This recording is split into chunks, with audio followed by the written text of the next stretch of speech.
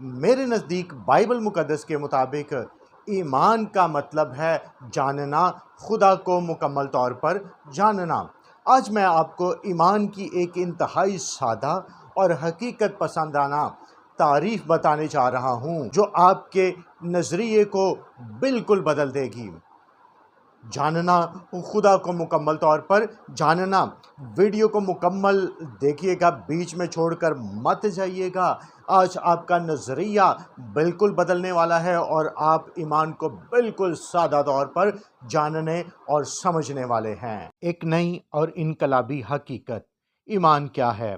جب بھی ہمارے سامنے ایمان کا لفظ آتا ہے تو ہمارے ذہن میں ایک تصویر بنتی ہے: اعتقاد، یقین، بھروسہ، توکل، یا پھر عبرانیوں 11ویں باب کی پہلی آیت: اب ایمان امید کی ہوئی چیزوں کا یقین اور اندیکھی چیزوں کا ثبوت ہے۔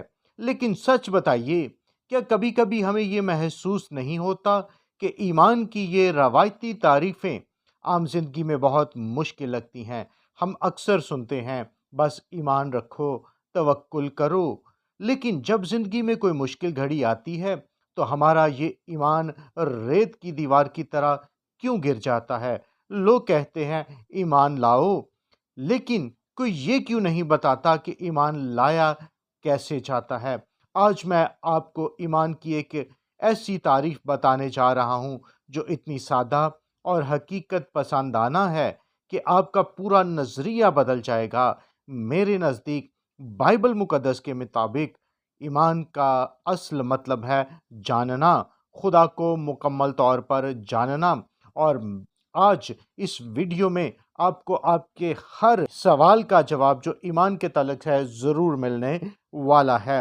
عبرانیوں 11ویں باب کی اصل حقیقت، درخت اور پھل کا رشتہ۔ اکثر لوگ عبرانیوں کی اس آیت کو ایمان کی تعریف سمجھ لیتے ہیں، لیکن حقیقت یہ ہے کہ یہ آیت ایمان کی تعریف نہیں بلکہ ایمان کا اثر ہے۔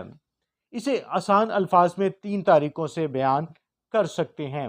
یہ ایمان کا رزلٹ ہے۔ ہمیں یہ نہیں بتاتی یہ آیت کہ ایمان بنتا کیسے ہے، بلکہ یہ بتاتی ہے جب ایمان دل میں آ جاتا ہے تو کام کیسے کرتا ہے۔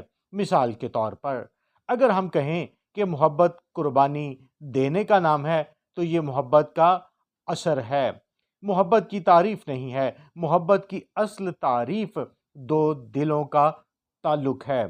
بالکل اسی طرح جب انسان خدا کو مکمل طور پر جان لیتا ہے اور اس پر توکل کرتا ہے تو اس کا نتیجہ یہ نکلتا ہے کہ اب اسے اندیکھی چیزوں پر بھی یقین آ جاتا ہے اور وہ امید پر قائم رہتا ہے۔ دوسری بات، یہ ایمان کا عملی مظاہرہ یعنی ایکشن ہے۔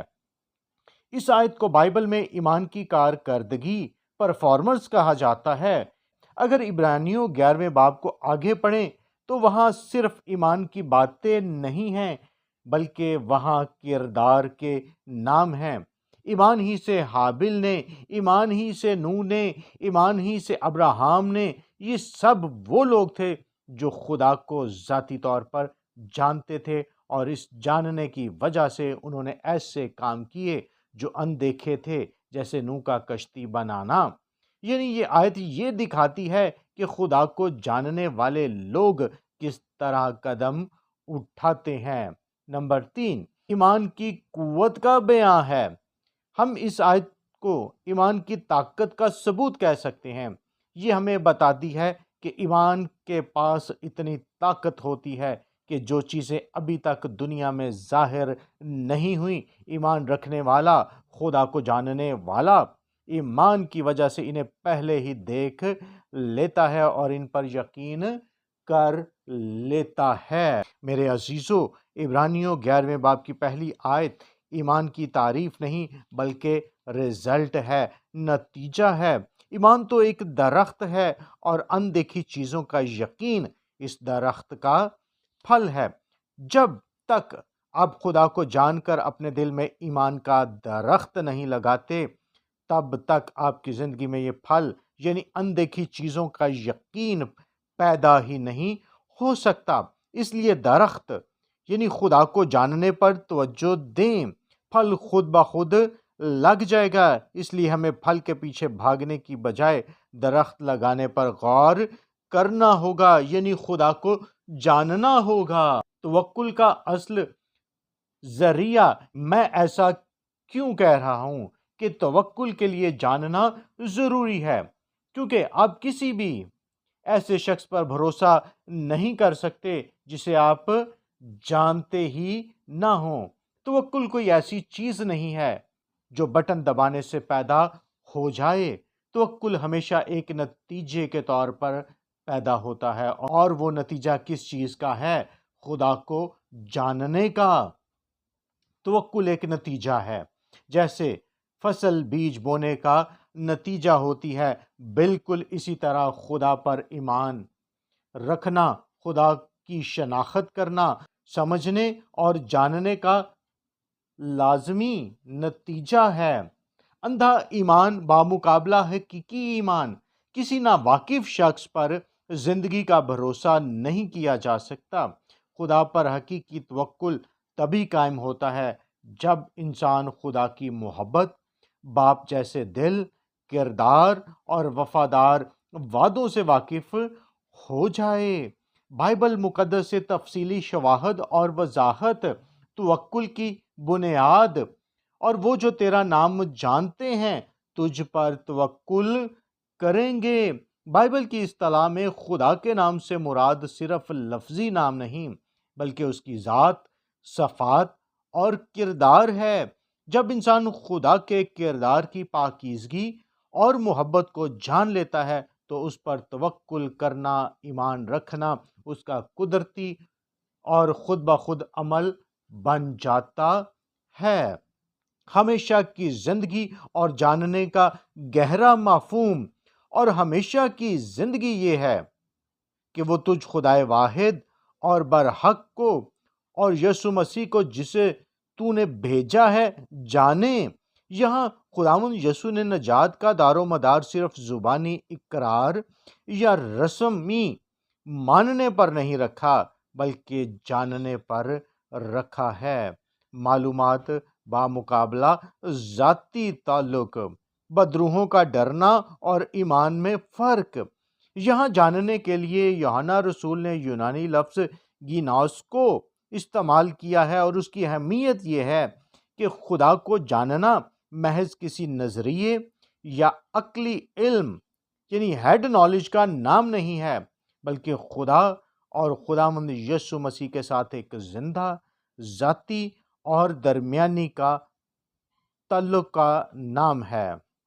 یہ روزمرہ کی زندگی کا ایسا تجربہ اور سفر ہے جو مسلسل آگے بڑھتا ہے، اور یہ ساری زندگی جاری رہنے والا تعلق حقیقت میں ہمیشہ کی زندگی، ایٹرنل لائف ہے۔ ہمارے بہت سے لوگ کہتے ہیں، جی ہمیں پتہ ہے خدا ایک ہے، وہ آسمان پر رہتا ہے، ہم جانتے ہیں۔ میرے عزیزو، خدا کے بارے میں معلومات ہونا اور خدا کو ذاتی طور پر جاننا، ان دونوں میں زمین و آسمان کا فرق ہے۔ اس کی سب سے بڑی دلیل بائبل مقدس میں یعقوب کے خط میں ہے۔ تو یقین رکھتا ہے کہ خدا ایک ہی ہے، اچھا کرتا ہے۔ شیاطین بھی یقین رکھتے اور تھر تھراتے ہیں۔ فرق یہ ہے کہ بدروحوں کے پاس خدا کے بارے میں صرف معلومات اور خوف ہے۔ وہ جانتی ہیں کہ خدا ایک ہے اور وہ قادر مطلق ہے، لیکن ان کے اندر خدا کے لیے محبت، شکر گزاری اور کلام پر عمل کرنے کا جذبہ نہیں ہے۔ جبکہ ایک سچے ایماندار کا ایمان صرف خوف اور معلومات پر نہیں ہوتا، بلکہ وہ خدا کی محبت کو جان کر اس کے ساتھ ایک شخصی رشتہ بناتا ہے اور اس کے کلام کی فرما برداری کرتا ہے۔ اگر ہمارا ایمان بھی صرف اتنا ہے کہ ہم جانتے ہیں خدا ایک ہے، لیکن زندگی میں خدا کے لیے محبت اور اس کے کلام پر عمل نہیں ہے، تو ایسا یقین تو بدروحوں کے پاس بھی ہے۔ یاد رکھیے، خدا کو جاننا صرف دماغی فہم یا مطالعے کا نام نہیں ہے، بلکہ یہ روح القدس کا دیا ہوا مکاشفہ ہے۔ کیونکہ انسانوں میں سے کون کسی انسان کی باتیں جانتا ہے سوا انسان کی اپنی روح کے جو اس میں ہے، اسی طرح خدا کے روح کے سوا کوئی خدا کی باتیں نہیں جانتا۔ جب روح القدس کلام کو ہمارے دل پر کھولتا ہے تب ہم خدا کو سچائی سے جانتے ہیں۔ چلیے اس رشتے اور معلومات کے فرق کو ایک ایسی مثال سے سمجھتے ہیں جو ہم اپنی روزمرہ زندگی میں دیکھتے ہیں۔ فرض کریں سڑک پر چلتا ہوا کوئی بالکل اجنبی شخص جسے آپ جانتے ہی نہیں، وہ آپ کو روکے اور کہے، جناب مجھے 200 روپے ادھار دے دیں، میں کل صبح آپ کو واپس کر دوں گا۔ کیا آپ اسے دیں گے؟ شاید ایک دن کے لیے بھی نہیں۔ آپ کہیں گے پتہ نہیں یہ کون ہے، پیسے لے کر بھاگ نہ جائے۔ آپ کو اس پر توکل نہیں ہے، ایمان نہیں ہے، کیونکہ آپ اسے جانتے ہی نہیں۔ اب اس کے برعکس دیکھیں، آپ کا کوئی پرانا سچا اور مخلص دوست جس کے کردار، دیانتداری اور نیت سے آپ واقف ہیں، وہ آپ کے پاس آئے اور کہے، یار مجھے 2000 روپے کی ضرورت ہے اور میں تمہیں 1 مہینے بعد دوں گا۔ آپ بغیر کسی شک کے خوشی سے بٹوا نکالیں گے اور اسے 2000 روپے دے دیں گے، چاہے وہ 1 مہینے کے لیے ہی کیوں نہ مانگے۔ آپ دے دیں گے بشرطے آپ اسے مکمل طور پر جانتے ہوں۔ میرے عزیزو، جب انسانوں کے معاملے میں ہم بغیر جانے یا کم جانے کسی کو 200 روپے دینے کا بھی رسک نہیں لیتے تو ہم اپنی زندگی، اپنے بچوں کا مستقبل، اپنی نوکریاں اور اپنی تمام تر پریشانیاں اس خدا کے ہاتھ میں کیسے سونپ سکتے ہیں جسے ہم جانتے ہی نہیں؟ خدا کو جاننے کا آغاز کہاں سے ہوتا ہے؟ ایک اہم سوال۔ خدا کو جانے بغیر ایمان ممکن نہیں، لیکن ہم اس خدا کو جاننا شروع کہاں سے کریں جب ہم نے اسے دیکھا ہی نہیں؟ اس کا جواب رومیوں کے خط کے 10ویں باب میں، جہاں پالوس رسول فرماتے ہیں، مگر جس پر ایمان نہیں لاتے اس سے کیوں کر دعا کریں، اور جس کا ذکر انہوں نے سنا نہیں اس پر ایمان کیوں کر لائیں، اور بغیر منادی کرنے والے کے کیوں کر سنیں، اور جب تک وہ بھیجے نہ جائیں منادی کیوں کر کریں۔ ان آیات پر غور کیجئے جہاں ایمان کا پورا ایک سلسلہ بنایا گیا ہے۔ پالوس رسول فرماتے ہیں کہ آپ کسی پر ایمان تب تک نہیں لا سکتے جب تک آپ نے اس کا حال سنا نہ ہو۔ تو خدا کو جاننے کا پہلا قدم یہ ہے کہ ہم اس کے بارے میں سنیں، اس کے کلام کو پڑھیں اور ان خدام کی سنیں جنہیں خدا نے کلام سکھانے کے لیے بھیجا ہے۔ جب کلام ہمارے کانوں میں ہوتا ہوا ہمارے دل میں اترتا ہے تب ہی ہم خدا کی شخصیت کو جاننا شروع کرتے ہیں۔ خدا کو جاننے کا ثبوت کلام پر عمل کرنا۔ لیکن یاد رکھیے، صرف سننا یا معلومات رکھنا کافی نہیں ہے۔ صرف بائبل کی آیات یاد کر لینا، مذہبی باتوں کو سمجھنا یا سننا انسان کو خدا کے قریب نہیں کرتا۔ علم انسان کے ذہن میں ہو سکتا ہے، لیکن ایمان دل سے نکل کر اعمال میں ظاہر ہوتا ہے۔ خداوند یسوع کی تعلیم کا حوالہ، جو مجھ سے اے خداوند کہتے ہیں، ان میں سے ہر ایک آسمان کی بادشاہی میں داخل نہ ہوگا مگر وہی جو میرے آسمانی باپ کی مرضی پر چلتا ہے۔ چٹان اور ریت پر گھر بنانے کی تمثیل خداوند یسوع نے فرمایا کہ جو کوئی اس کی باتیں سنتا ہے اور اس پر عمل کرتا ہے وہ اس عقل مند آدمی کی مانند ہے جس نے اپنا گھر چٹان پر بنایا۔ طوفان اور بارشیں بھی اس گھر کو نہ گرا سکیں کیونکہ اس کی بنیاد مضبوط تھی۔ لیکن جو سنتا اور عمل نہیں کرتا وہ اس بے وقوف کی مانند ہے جس نے اپنا گھر ریت پر بنایا اور طوفان آتے ہی وہ مکمل تباہ ہو گیا۔ اسی لیے خداوند یسوع نے فرمایا، مبارک وہی ہیں جو خدا کا کلام سنتے اور اس پر عمل کرتے ہیں۔ عمل کے بغیر ایمان کی حقیقت۔ آج کے موضوع میں جن باتوں کا ذکر کیا گیا یا جو باتیں ہیں، مثلاً معاف کرنا، سچ بولنا، خدا کی مرضی پر چلنا، یہ وہ بنیادی سچائیاں ہیں جو ایک ایماندار کی زندگی میں نظر آنی چاہیے۔ ایمان اگر عمال کے بغیر ہو تو وہ اپنے آپ میں مردہ ہے۔ جب انسان خدا کو جاننے کا دعویٰ کرتا ہے لیکن اس کی زندگی خدا کے اصولوں کے برعکس ہوتی ہے تو وہ نہ صرف دوسروں کو بلکہ خود کو بھی دھوکہ دے رہا ہوتا ہے۔ ایمان کا سفر کلام پر عمل کرنے سے مکمل ہوتا ہے۔ ایمان روح القدس کی نعمت اور فضل ہے۔ شاید آپ سوچ رہے ہوں کہ میں اپنی انسانی کوشش سے خدا کو پورا کیسے جانوں؟ میرا ایمان تو بہت کمزور ہے۔ میرے عزیزو، بائبل مقدس ہمیں بتاتی ہے کہ آپ کو یہ اکیلے اپنی طاقت سے نہیں کرنا۔ کرنتھیس کے خط میں پالوس رسول فرماتے ہیں، روح القدس کی نعمتوں کا ذکر کرتے ہوئے کسی کو اسی روح سے ایمان۔ غور کیجئے، بائبل مقدس ایمان کو روح القدس کی ایک نعمت یعنی گفٹ قرار دیتی ہے۔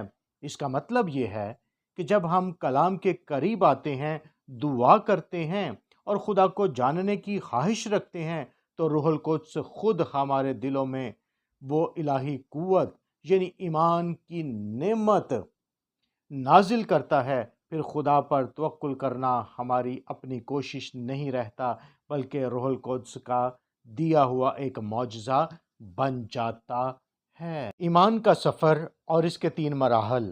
آپ کہاں کھڑے ہیں؟ پہلا مرحلہ، زبانی اقرار۔ یہ وہ شروعاتی مرحلہ ہے جہاں کوئی انسان پہلی مرتبہ خداوند یسوع کو اپنا نجات دہندہ قبول کرتا ہے۔ وہ کلام سنتا ہے، عقیدے کو مانتا ہے، لیکن ابھی تک اس کا خدا کے ساتھ کوئی ذاتی تجربہ یا گہرا رشتہ نہیں ہوتا۔ یہاں چھوٹے چھوٹے شک و شبہات اب بھی ذہن میں ہوتے ہیں۔ دوسرا مرحلہ، آزمائش اور دریافت۔ جب انسان اس سفر میں آگے بڑھتا ہے تو زندگی میں مشکلات اور آزمائشیں آتی ہیں۔ اس مرحلے پر انسان دریافت کرتا ہے کہ کیا خدا واقعی زندہ ہے؟ کیا وہ میری سنے گا؟ بہت سے لوگ یہاں کمزور پڑ جاتے ہیں، لیکن جو لوگ اس تکلیف میں بھی خدا کے قریب رہتے ہیں وہ اس کی قدرت کا ذاتی تجربہ کرتے ہیں۔ تیسرا مرحلہ، گہرا ایمان اور رفاقت۔ یہ وہ آخری اور سب سے گہرا مرحلہ ہے جہاں پہنچ کر آپ صرف خدا کے بارے میں معلومات نہیں رکھتے بلکہ آپ خدا کو ذاتی طور پر اور مکمل طور پر جان لیتے ہیں، جہاں شک ختم ہو جاتا ہے اور انسان کا توکل پہاڑ کی طرح مضبوط ہو جاتا ہے کیونکہ وہ اپنے خدا کے دل سے واقف ہو جاتا ہے۔ شاگردوں کی دعا اور یسوع پر نگاہ، ایمان کا بانی اور کامل کرنے والا۔ اس لیے مقدس لوکا کی انجیل میں ہم دیکھتے ہیں رسولوں نے خداوند یسوع سے کہا تھا، ہمارا ایمان بڑھا، کیونکہ وہ جانتے تھے کہ یسوع کے ساتھ روز چلنا اور ان سے سیکھنا ہی ایمان کو بڑھاتا ہے۔ اس سفر میں سب سے بڑی تسلی اور امید کی بات اور ایمان کے بانی اور کامل کرنے والے یسوع کو تکتے رہیں۔ خداوند یسوع اس ایمان کے شروعات کرنے والے بھی ہیں اور وہی اس ایمان کو مکمل اور کامل کرنے والے بھی ہیں۔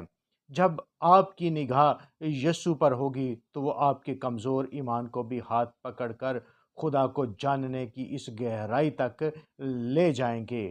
خلاصہ اور اختتام۔ پس بات بالکل سادہ اور واضح ہے۔ ہم خدا کے کلام کو سنتے ہیں تو سچائی سامنے آتی ہے۔ ہم کلام پر عمل اور دعا کرتے ہیں تو شخصی تعلق بنتا ہے۔